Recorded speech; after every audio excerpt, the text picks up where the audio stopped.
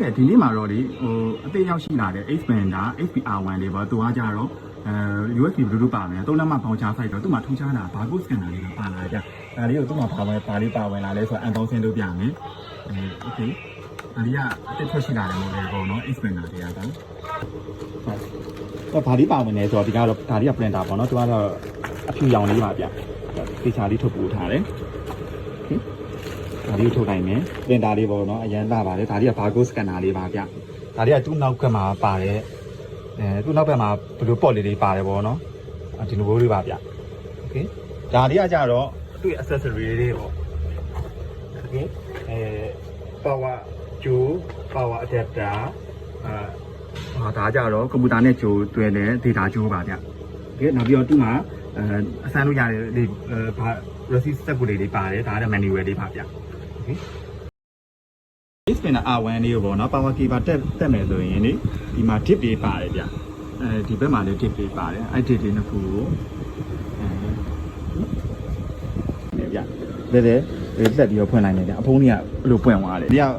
power cable adapter ဒါဟိုပါပေါ့ cache storage ပေါ့နော်ဒါကကွန်ပျူတာပေါ့နော်ဒီဘက်က USB လေးပါဗျအရင်ဆုံးဒီမှာ power cable လေးကိုကျွန်တော်ဒီလိုလေးနိုင်နေတယ်ဆက်လိုက်ပြီးတော့ကျွန်တော်ဒီအဖုံးလေး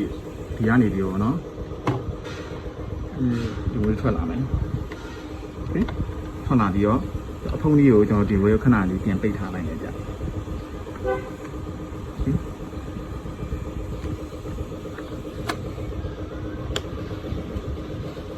โอเคရပြီပေါ့အဲ့လိုရပါပြီ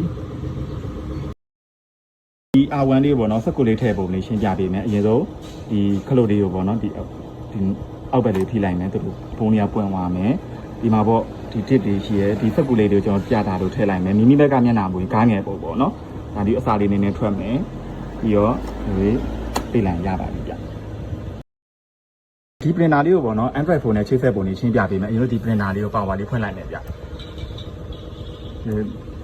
ကြာလေးနေပြီးဖွင့်လာနိုင်မယ်ပေါ့ scanner မှာသူပွင့်လာတယ်ပေါ့နော်โอเคဒီလိုသူကကျွန်တော်တို့ Bluetooth ချိတ်ဆက်မယ်ဒီ Bluetooth တွေဖွင့်လိုက်မယ်မိုး setting ထဲဝင်မယ်โอเคသူ့ရဲ့နာမည်က printer 001ပဲဗျပေးနေပြီရောချက်ပေါက်လေးတစ်ခု on မယ် password က304လုံးပြီးရင်ကျွန်တော်တို့ကဒီ driver တွေကိုသွားမယ်စပြီးတော့ printer လေးကိုစချိန်ကြည့်မယ်ပေါ့နော် setting တွေကအောက်တော့ဖွင့်လိုက်ရင်ဒီဟာလေးပေါ်လာလိမ့်မယ်ဗျ printer လေးကကြိုက်တာလေးပေးလိုက်မယ် model မှာ ATA model ရွေးမယ် interface မှာ bluetooth ရွေးမယ် search မှာပေါ့နော်ခုနကျွန်တော်တို့ချိန်ခဲ့တဲ့ printer 001ရွေးမယ်ပြီးတော့ print receipt ခလုတ်ပဲတစ်ခုပဲနေ paper size က80 printer တွေတစ်ခေါက်နှိပ်လိုက်မယ်ဗျ okay ညတော့ test print တွေထွက်သွားရပေါ့နော် okayကဲကျွန်တော်စမ်းရောက်ကြည့်မယ်ဗျသူက barcode scanner လေးလည်းပါပါနဲ့ကျွန်တော် barcode scanner လေးနဲ့ပါတန်းဆန်းပေးလိုက်မယ်ဗျ